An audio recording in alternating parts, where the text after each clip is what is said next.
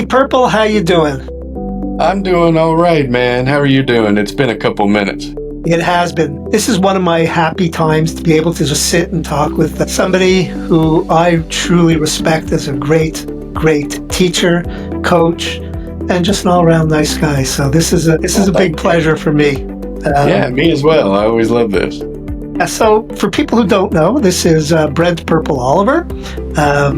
He prefers to go by Purple.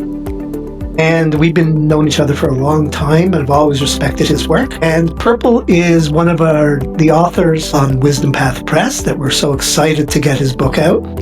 And the title of his book so far, the working title, is Get Enlightened or Die Trying. What a title. Tell me, what inspired that title? 50 Cent had an album called Get Rich or Die Trying. And I always thought it was a pretty good one. And it's sort of, this book is, for lack of a better phrase, my spiritual autobiography, I guess you could say, sort of how I went from where I was about 26, 27 years ago to where I am now. And yeah, a big part of that journey was me sort of under the impression that not only was enlightenment like a perfectly solid, well-definable thing, but that it was so achievable that I was definitely going to get there with enough effort. And the sort of fire lit under me by some teachers and some stuff that I read and some stuff that I was studying just kept relating so often to the level of effort required. You know, like how much heart and soul and blood, sweat, and tears you put into this work, this spiritual work of becoming enlightened. So it just occurred to me that, maybe I can make that full commitment, and totally just either get enlightened or die trying. And that seemed to sort of encapsulate a big part of my meditation and practice journey that I eventually evolved out of. But that was sort of the impetus and sort of the foundation and the groundwork for everywhere that I ended up. So that brings up the question. It's really interesting. I personally think that enlightenment, there's not one definition that suits the term. So, and I think it's kind of personal. I think my view of enlightenment may be different than yours. But why don't you tell us, what is your definition of enlightenment? I don't have anyone anymore. I don't really firmly believe that it is a stopping point, and the traditions that I have practiced in all sort of define awakening or enlightenment differently. And I've realized I'm sort of meta-systematic in my approach to Buddhism and practice, so I don't feel like anything really captures it. But the main thing is, I always viewed it as a stopping point.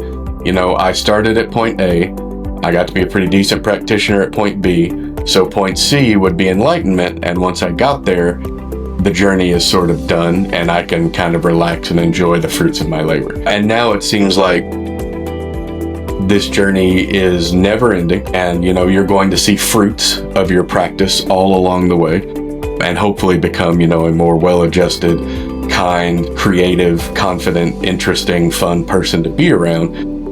But yeah, I don't guess I really have a definition for enlightenment anymore, because I don't really think that it's a thing. I think there are little and big awakenings all the way along this path, but I don't think there's some final, I've gotten there moment where you can just say, finally, we're done, I got it.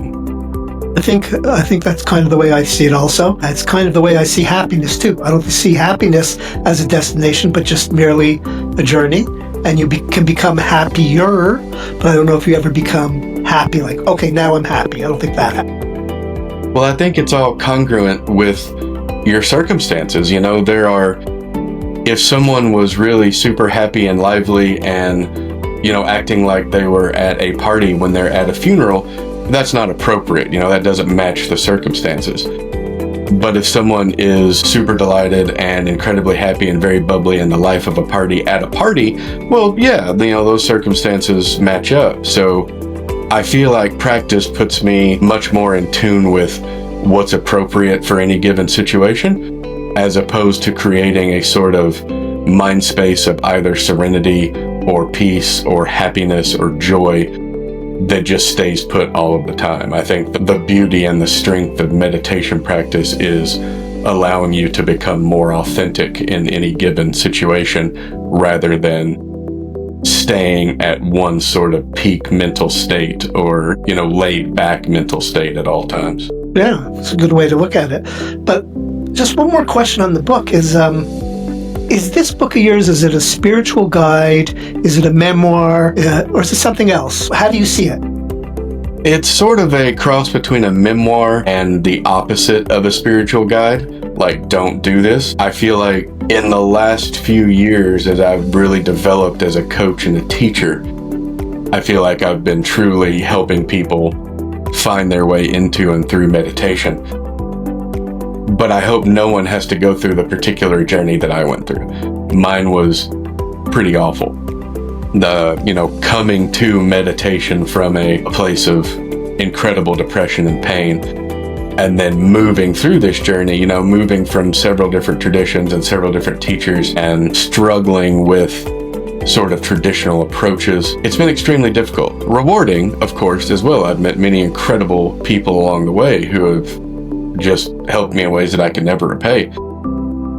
But it's definitely a comedic tragedy how I got to here from where I was before. So I haven't decided quite yet whether or not I'm interested in putting some chapters in the book outlining some basic meditation practices, like kind of the things that have interested me and helped me the most. But I haven't decided yet whether it fits with the flow of the book, because right now the flow is pretty much point A to point B of me coming from the sort of misery of before to the sort of, obviously well-adjusted and super cool person that sits before you today. Absolutely. So it's interesting. So I find that the best books are books that do have a personal journey. Because if it doesn't have a personal journey, it's basically a textbook. And people want to connect. They want to connect with what you went through. And like you said, it's almost like an advisory, like a public service announcement. This is how I got there. I'm not recommending you do it that way, but here's the results of what can happen once your eyes open and once you realize that everything's a matter of perspective. And if you change how you see things or what you're seeing, well, then your whole life changes with that. And that's why I think your story's going to be an amazing... I know bits of it, and has been friends, but I think it's going to be an amazing story. It's one of those that, we work with different authors, and this is truly one book I can't wait to read. Working, I know you'd probably thought of writing a book before, but it was always kind of a one day, someday type thing. Now you're in the thick of it. Tell me, how is that better than you thought and worse than you thought? It's better than I thought, because there's a new challenge, something that I've never tackled. I've written one book before. It was a novel, so it was fiction, and I did it during National Novel Writing Month in November a few years ago.